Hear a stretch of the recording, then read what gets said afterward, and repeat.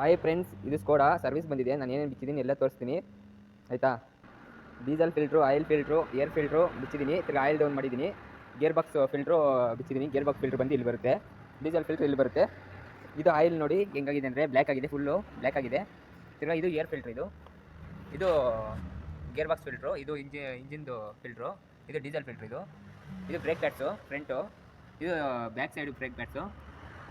ಇಲ್ಲಿ oil filter ಬರುತ್ತೆ, oil filter. ಇಲ್ಲಿ ಆಯಿಲ್ ನೆಟ್ಟು, ಡ್ರೈ ನೆಟ್ ಬರುತ್ತೆ ಇಲ್ಲಿ ಆಯಿತಾ. ಗೇರ್ ಬಾಕ್ಸ್ ಆಯಿಲ್ ನೆಟ್ ಇಲ್ಲಿದೆ ನೋಡಿ, ಇಲ್ಲಿ ಗೇರ್ ಬಾಕ್ಸ್ ಆಯಿಲ್ ನೆಟ್ಟು ಇಲ್ಲಿದೆ. ಈಗ ಇದ್ರದ್ದು ಎ ಸಿ ಫಿಲ್ಟ್ರ್ ಬಿಸ್ತೀನಿ ನೋಡ್ಕೊಳ್ಳಿ. ಇದು ಓಪನ್ ಮಾಡಬೇಕು, ಇದ್ರ ಒಳಗಡೆ ಇರುತ್ತೆ. ಇದು ಓಪನ್ ಮಾಡ್ಕೋಬೇಕು. ಮಾಡ್ಕೊಂಡಾದ್ಮೇಲೆ ಇಲ್ಲಿ ಮೇಲೆ ಕೆತ್ಕೋಬೇಕು. ಸುಮ್ಮನೆ ಹಿಂಗೆ ಮೇಲೆ ಕೆತ್ಕೊಂಡ್ರೆ ಬರುತ್ತೆ. ಬಂತು. ಬಂದಮೇಲೆ ಇಲ್ಲಿದೆ ನೋಡಿ, ಇಲ್ಲಿದೆ ಎ ಸಿ ಫಿಲ್ಟ್ರು, ಇಲ್ಲಿದೆ. ತೆಗಿತೀನಿ ನೋಡಿ, ತಗೊಂಡೆ. ಇದೇ ತಾ ಎ ಸಿ ಫಿಲ್ಟರ್, ಇದೇ ತಾ.